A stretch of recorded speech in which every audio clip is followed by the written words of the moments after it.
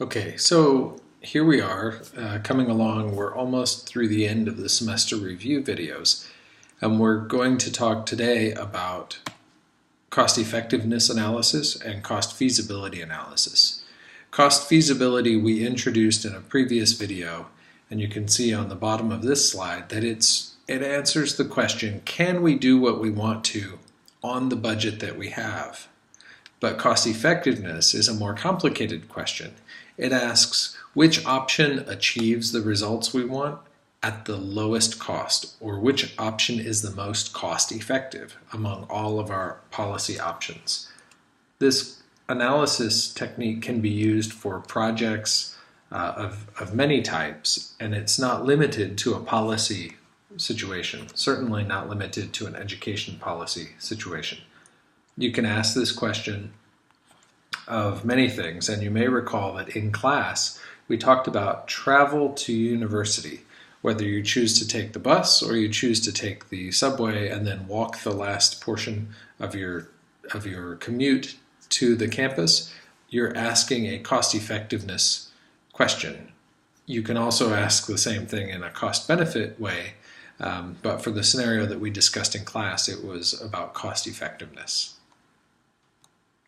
So when we went through this and you actually calculated a cost effectiveness ratio, we used these different scenarios. We used the need to improve 64 student scores from a 300 to a 550 on a hypothetical test or on a hypothetical assessment.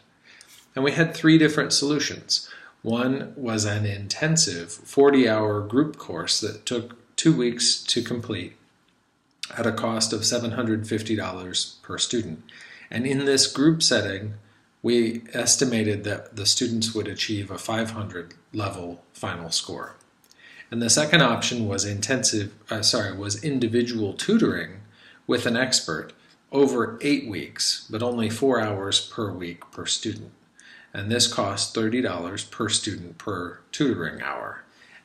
The individual tutoring was estimated to have a higher impact on the students' scores, getting them to a 550 level, but it took 8 weeks to do it in this scenario.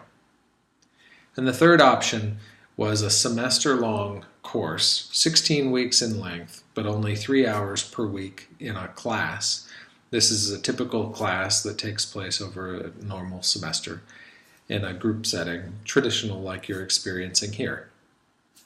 And the cost was less expensive, $540 per student, and the effectiveness was also estimated to be lower, a 460 projected final score. So when we walked through calculating the cost effectiveness ratios for each of these three options, the first one came out to cost $240 per unit or per point of increase. This was calculated by going through the math, 64 students paying $750 divided by the improvement in the scores, 550 minus 300. So this is cost per unit.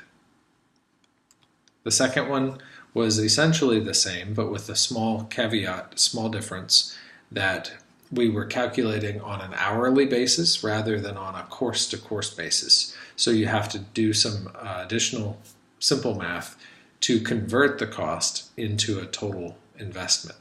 And this one turned out to cost a little bit more, $246 per point of improvement. And you can see that even though the cost is more expensive, the improvement is significantly better. And that's what led to a lower cost per point or per unit of improvement. So the cost effectiveness ratios of these two so far are 240 per unit of improvement and 246 per unit of improvement. Those are your cost effectiveness ratios.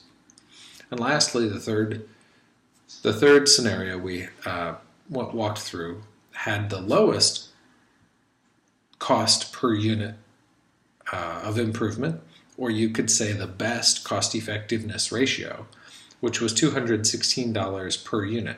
Now we know that the projected final scores are still below our goal with typical expectations only arriving at 460 points. Now, if you have to cover the complete gap, moving from 300 to 550, you need to think about other ways to achieve that, not just use the least expensive version. The least expensive option, in this case, does not close the gap. And the most expensive does.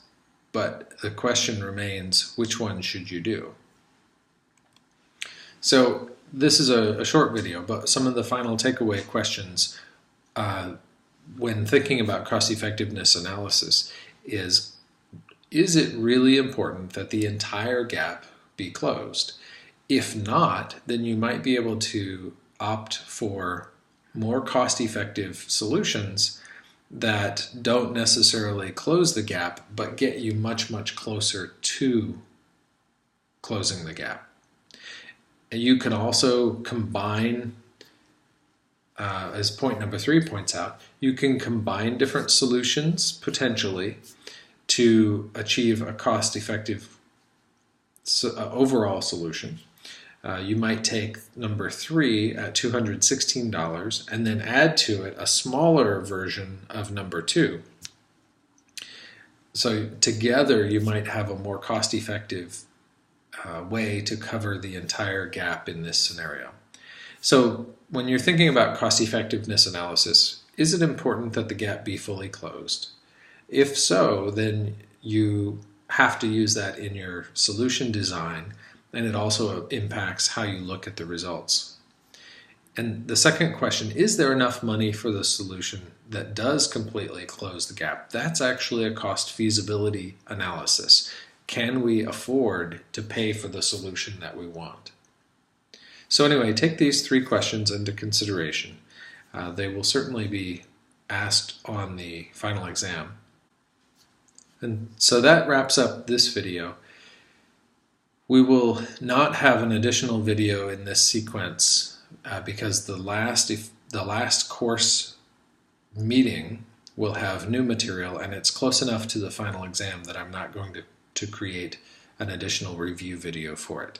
So this is the last one that summarizes the main areas we talked about this term, and you should expect that any of the content that we've discussed in the videos is eligible for being asked about on the final exam.